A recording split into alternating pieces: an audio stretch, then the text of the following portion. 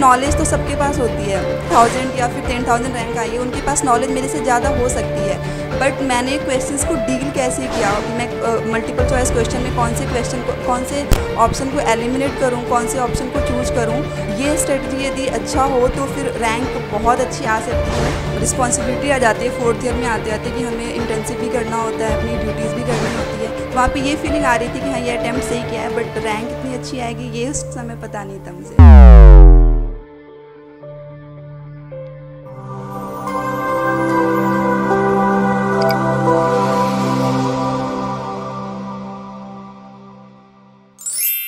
नमस्कार, एक बार फिर से आप सभी का टीएनसी ऑनलाइन प्लेटफॉर्म में हार्दिक स्वागत और अभिनंदन है। मेरे साथ है एक बहुत ही शानदार रैंकर्स जिन्होंने ली है बहुत ही शानदार एक अच्छी रैंक, और वो भी ली है 4th ईयर के साथ। तो सबसे पहले आज हम इस इंटरव्यू की शुरुआत करने जा रहे हैं और इस इंटरव्यू की शुरुआत में पूछने वाले हैं बहुत सारे क्वेश्चन जो कि आप जानने वाले हैं। तो सबसे पहले बहुत बहुत स्वागत और अभिनंदन सुरभि का।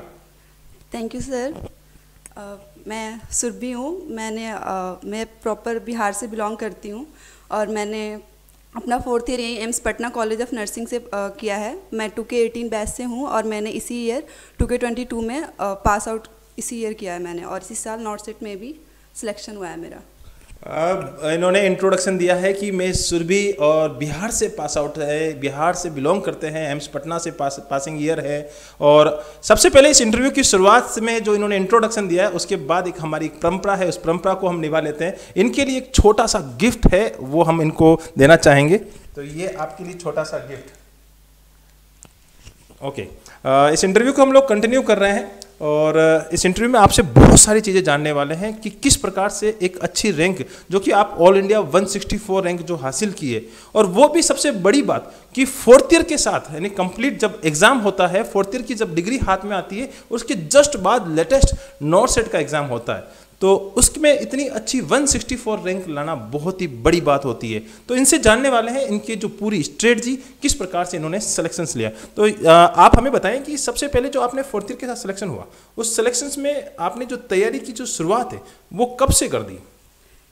सर मैंने 3rd ईयर से स्टार्ट कर दिया था नॉर्थ सेट के लिए प्रिपेयर करना, क्योंकि अगर हम फ्रेशर हैं और हमें चाहिए कि 4th ईयर के साथ साथ हम नॉर्थ सेट क्रैक करें तो हमें 3rd ईयर से ही उसमें लग जाना है। 3rd ईयर से हमें बेसिक्स क्वेश्चंस करने लगने हैं, कुछ बुक्स वगैरह होते हैं उनको फॉलो करना है, और मतलब 3rd ईयर से ही स्टार्ट कर देना है हमें। ओके, 3rd ईयर से आपने जो शुरुआत दे दी थी, तो 3rd ईयर से ही आपने, जैसे होता है ना कि एक नॉर्मल कंटिन्यूटी जैसे क्लासेस में जो पढ़ाते हैं वही पढ़ा, या उसके लिए नॉर्थ सेट के लिए आपने वहाँ से कुछ अलग से स्ट्रेटजी बनाई? सर मैंने थ्योरी तो अपनी क्लासेस से कंप्लीट कर ली, लाइक टीचर्स जो पढ़ाते थे उनको एक बार क्लास में पढ़ना, फिर रूम पे आके उसको फॉलो करना, तो थ्योरी तो मेरी वहाँ से हो गई थी। उसके बाद जो एक्स्ट्रा हो गया था वो मैं एक्स्ट्रा जो छोटा कॉम्पिटिटिव बुक्स होते हैं वो मैं जब मेरे पास टाइम होता था तो मैं उसको एक बार कर लिया करती थी, उसको सॉल्व करती थी मैं। ओके, जिस प्रकार से आपने बताया कि 3rd ईयर से मैंने शुरुआत कर दी और जो क्लास में पढ़ाते थे उनको मैं कंटिन्यूसली पढ़ती गई और साथ ही साथ कॉम्पिटिटिव गाइड को आप फॉलो करती गई। तो ये बताएं कि जैसे कि टीएनसी के साथ आपका जुड़ाव कब से हुआ? सर एक्चुअली टीएनसी के साथ जुड़ाव तो मेरी 1st ईयर से ही थी, क्योंकि वो जो टीएनसी का फ्री सैटरडे सीरीज़ होता है वो तो हम लोग 1st ईयर से ही देते थे, वो फ्री होता था तो वो हम लोग सब अटैम्प्ट करते थे। बट प्रॉपर वे में मैंने 4th ईयर में वो बाई किया था, कॉम्बो प्लान आता है टीएनसी का, वो मैंने कॉम्बो प्लान बाई किया था और उसको फिर अच्छे से पूरा फॉलो किया था मैंने। गुड। 1st ईयर से ही बहुत ही बड़ी बात बता दी आपने, 1st ईयर से ही आप टीएनसी को फॉलो कर रही थी और कंटिन्यूसली 4th ईयर में आने के बाद आपने सुपर कॉम्बो प्लान, जो प्लान है कॉम्बो प्लान परचेस किया, जिसमें आपने पूरा वीडियो साथ ही साथ टेस्ट सीरीज का प्लान परचेस किया। तो ये बताएं कि जब होता है 4th ईयर, एक बहुत ही बड़ी टास्क होती है 4th ईयर में, एक प्रेशर, अलग सा प्रेशर रहता है कि हाँ यार 4th ईयर में अच्छे परसेंटेज लेके आने, और ऊपर से इतने एम्स जैसे इंस्टीट्यूट में बहुत सारा आपका क्लिनिकल ड्यूटीज़ और ये बहुत सारी चीज़ें आपके कंटिन्यूस चलती है। तो उसी बीच एक टाइम निकाल के पढ़ाई करना एक बहुत ही बड़ा टास्क होता है, तो उसको आपने कैसे मैनेज किया?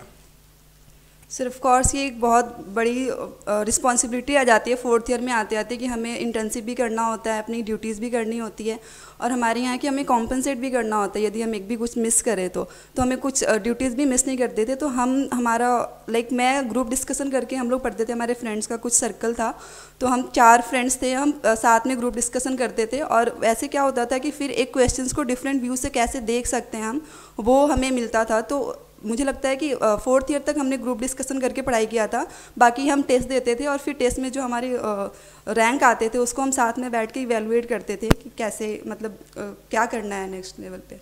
गुड, बहुत ही अच्छी बात है। दोस्तों का एक ग्रुप बनाया और दोस्तों ने हमेशा कंटिन्यूसली अपनी जो एनालिसिस होती है, डेली एनालिसिस रिपोर्ट्स खुद ही बनाते थे कि गलती कहाँ पर हुई और उसके कहाँ पे पॉइंट ऑफ व्यू से उसके आंसर आ सकते हैं। एक बहुत ही बड़ी बात होती है, इसी से एकदम खुल के आंसर बाहर निकल के आता है। बहुत ही अच्छी बात बताइए।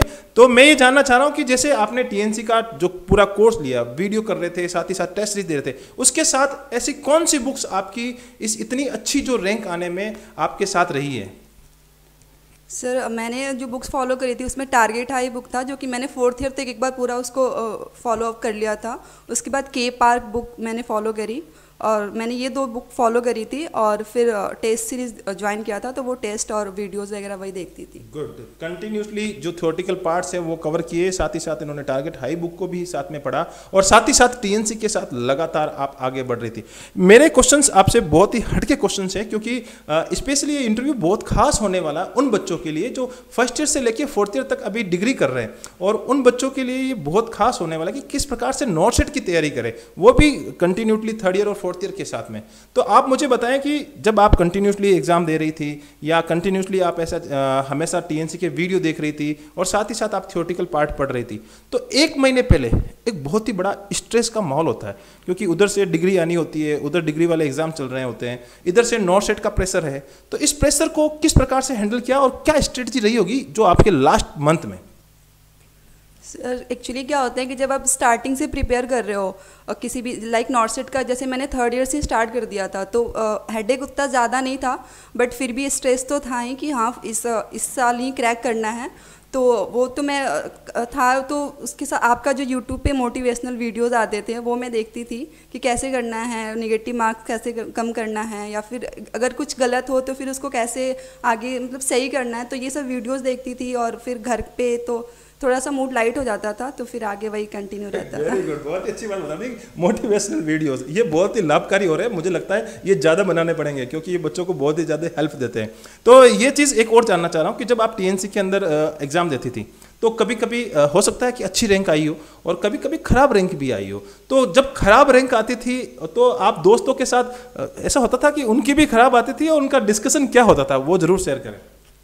सर एक्चुअली क्या होता था कि जब लास्ट के 1 मंथ थे हमारे, तो उसमें मॉर्निंग में और इवनिंग में दोनों टाइम क्वेश्चंस आते थे, 200 के सेट आते थे क्वेश्चन के। तो हम लोग क्वेश्चंस करके सो जा जो नाइट का होता था उसमें 200 का क्वेश्चन करके सो जाते थे। फिर मॉर्निंग में जग के सबसे पहला काम होता था स्क्रीन पे मैसेज देखना टीएनसी का कि आज का रैंक क्या है। तो उसके अकॉर्डिंग जैसे आज का रैंक अच्छा है तो मूड सही रहता था पूरे डे कि ठीक है आज का रैंक अच्छा है। यदि ख़राब था तो फिर उसको करना था कि कैसे कहाँ पर कितना निगेटिव गया, कैसे गया। तो हम सब डिस्कस करते थे कि उसका कितना आया, मेरा कितना आया, उसने गलत किया तो फिर उसने क्या सोच के कौन सा अटेम्प्ट किया था मल्टीपल चॉइस क्वेश्चन। तो ऐसे ही था, तो हम लोग सब एक साथ मिलके करते थे इवेलुएट।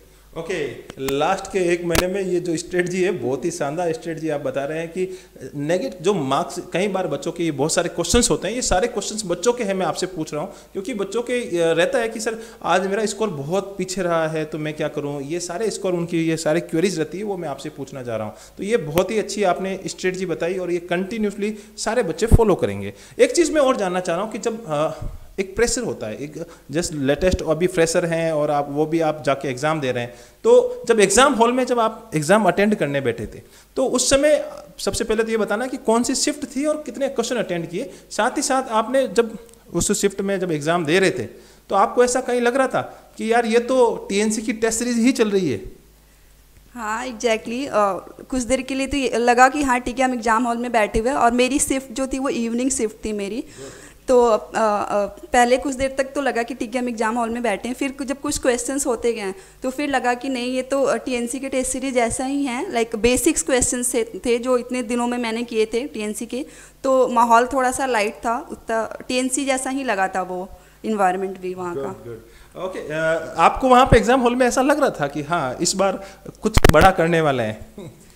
सर वहाँ पे तो ऐसा कुछ नहीं लगा था, बट क्वेश्चंस देख के लग रहा था कि ठीक है ये क्वेश्चंस इजी है, ये क्वेश्चंस तो हो जाएगा, ये क्वेश्चन तो मैंने जो अटेम्प्ट किया है वो क्वेश्चन सही अटेम्प्ट किया है, तो वहाँ पे ये फीलिंग आ रही थी कि हाँ ये अटेम्प्ट सही किया है, बट रैंक इतनी अच्छी आएगी ये उस समय पता नहीं था मुझे। ओके, रैंक बिल्कुल एक 164 रैंक बहुत ही अच्छी रैंक होती है, और उस रैंक को हासिल करने के लिए बहुत ही मेहनत करनी पड़ती है। लोग 2-2 साल 3-3 साल तक मेहनत करते हैं, लेकिन आपने 4th ईयर के साथ इस रैंक को हासिल किया है, बहुत ही अच्छी रैंक हासिल की है।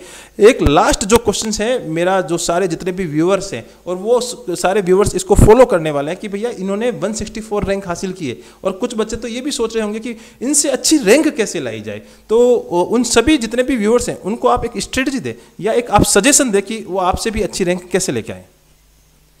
सर जब आप फ्रेशर होते हो तो आपके पास प्रेशर होता है कि इस साल ही हमें क्रैक करना है, तो उसके 2 प्लस और माइनस दोनों होते हैं। प्लस ये कि आप फ्रेशर हो, आपने निकाल लिया तो चलो बहुत अच्छा, निगेटिव ये कि नहीं निकाला कोई बात नहीं, फ्रेशर थे तो अगले साल है।